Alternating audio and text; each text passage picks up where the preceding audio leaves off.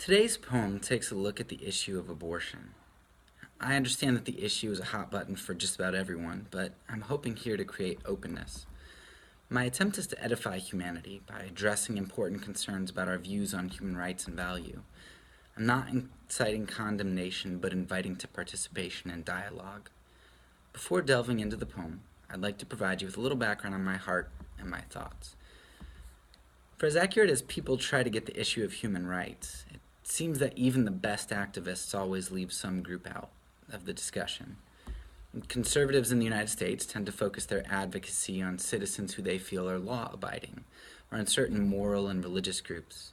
This generally means that you will lose some of your voice and rights in conservative eyes if you're part of a group like ex-convicts, illegal immigrants, legal immigrants, refugees, Islam, or you're impoverished.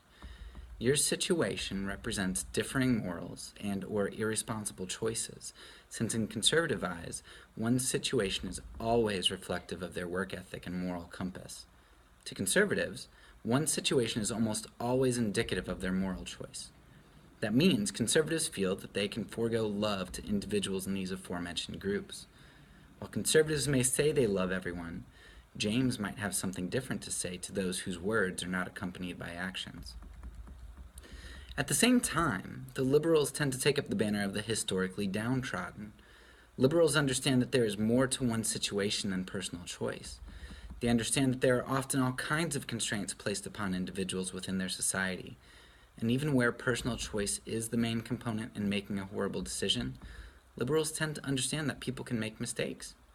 Liberals, therefore, often extend a hand of charity, unless, of course, the one at fault is a conservative.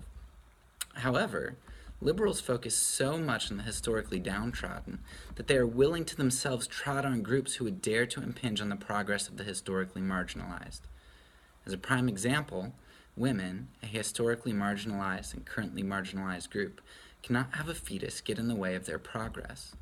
Where the liberal mindset is so wonderfully steeped in curative charity, it can be a blind charity that is unwilling to dole out human rights to groups that get in the way of progress. And here we are, a nation of the blind leading the blind. One side wanting to conserve the rights for those who inherited or earned them through some sort of moral or traditional success, and the other side seeking progress at the cost of those who get in the way. As a Christian, I find it hard to be conservative because I believe we need to be willing to lay down our lives and our rights for the marginalized, and even for those who are our enemies. And I recognize that I am no better than anyone else. We all choose evil, and any good I have is the grace of God towards me, not my earned reward. We are fallen, but we are still image bearers of the divine. But as a Christian, this notion of image bearing also means that I can't sacrifice another group to make an agenda of love and action happen. So when it comes to the specific issue of abortion, as a conservative, I must make it my aim to lay down my life for a mother in duress who has a very difficult choice, regardless of what her choices were in the past, and regardless of what her choices are in the future. And as a liberal, I must take care that I don't give in to affirming a choice that harms others. It is so important that we think through such difficult issues like abortion now. It is only by thinking about these issues before difficulty arises and deciding on the right course of action apart from emotion and bias in the moment that we will be able to think clearly in discerning a moral dilemma. At the same time, we Christians need to also think about how we will treat those who we believe are morally compromised by having made the wrong choice. Loving the guilty, like loving the innocent, should not be a choice for the Christian, though this tends to be a problem for the conservatives. Love and grace must prevail in the Christian life. We will not be able to truly say that we have loved until we have laid down our lives for the people who we don't think deserve such a sacrifice. If I refuse to dole out love and grace in this manner, then I, an undeserving sinner, will never know such a thing myself. I highly recommend that you read my footnotes for this poem, as it has a lot of content woven in. Essentially, I compare the old notion that certain human beings are property and were less than human. I do this by alluding to the case of Dred Scott and the Three-Fifths Compromise in the 1800s. I equate abortion with these instances and ask how abortion is any different. If we can take away a child's right to life, a human right, then why not be more efficient in our subjugation of this class of humans? Why not utilize them for all we can? It seems ironic to see articles like the one in Teen Vogue magazine where the life of a human in the womb is trivialized. And if a fetus is a human, and we continue with abortions, why not mourn each human killed? If a fetus isn't a human, then why not sell the body parts and utilize them in any other way we see fit? There seems to be a double standard here in the pro-choice community, where they want rights to be intrinsic to all humans, men and women, straight and gay, white and black, but at the same time, they want to remove rights from human beings in the womb. How can you hold to intrinsic human value, that the value of a human follows the human and is not circumstantial, when at the same time devaluing a whole class of humans? There are some who acknowledge that children in the womb are human, but say that the mother has the right to kill her child because the child is infringing on her bodily autonomy. While I think that is the most tenable argument a pro-choice individual can hold, though I still strongly disagree with it, I have to ask how abortions could then be so trivialized. If a mother is killing a dignified human being in self-defense, shouldn't we all mourn? Shouldn't we all be trying to prevent this and advise against it? Shouldn't we be able to acknowledge that mothers who make such a decision can suffer trauma? We acknowledge all the time that those who take life in a justified manner can suffer trauma. Most can acknowledge that justified war, justified police shootings, and justified self-defense can be the best moral option at times.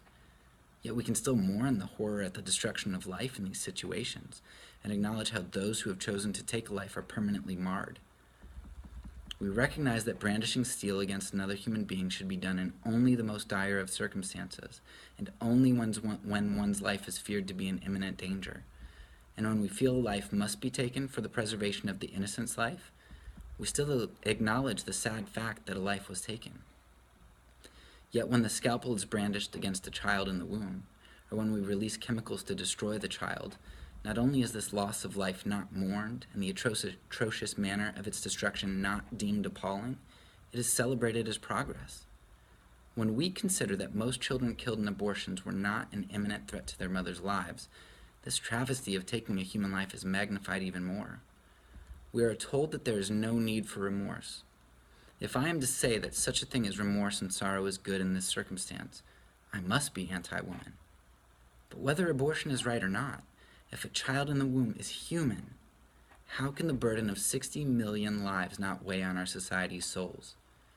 The silence of sorrow and the clamor of celebration indicate to me that we have a society who has blinded themselves to both the truth of what abortion is and the implications such a system brings to the ability to attribute intrinsic value upon all humanity. This progress for women is really just the dissolution of the foundation for rights and values for the human race.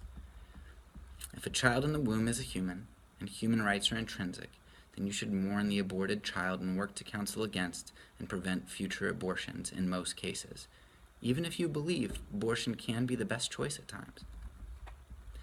And if you celebrate abortion without mourning, I have to ask whether you truly hold to intrinsic human rights and value, or whether you are okay with defining which classes have rights bestowed upon them. Interestingly, this poem was written well before the controversial Planned Parenthood videos came out. When the videos came out, I just assumed that they were true because it seemed like a logical conclusion for anyone who condoned the practice of abortion without sorrow. Ideas do indeed have consequences. The selling of or utilization of a fetus's body parts seem to be only a logical progression of an ideology that allows you to celebrate the killing of another human being as progress.